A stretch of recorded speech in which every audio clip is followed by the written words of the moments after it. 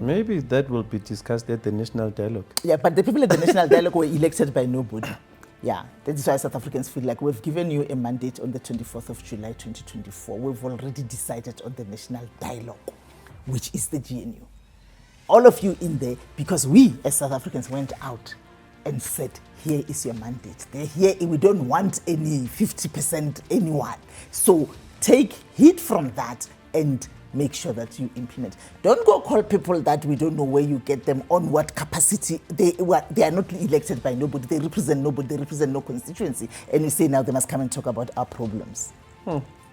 Not being part of the National Dialogue, won't it make you guys look like you are just arrogant brats? No, you know what? Actually, now that the Thabo Mbeki Foundation has pulled out, the FW de Klerk Foundation has pulled out, the Helen Suzman Foundation has pulled out.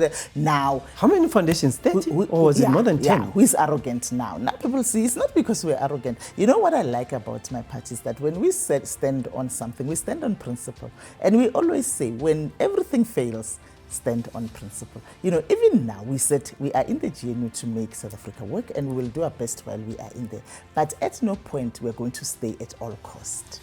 You know, if we feel like our presence in there is harming South Africa, all of us coaches each other every day. We all say to each other, don't go buy a new house, don't go buy a new car. Let's do the work.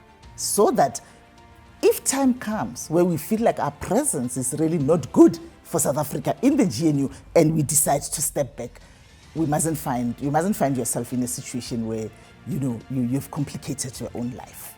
And that is why we remain humble and on the ground, and we remind each other every day, when everything fails, fall back to the principle.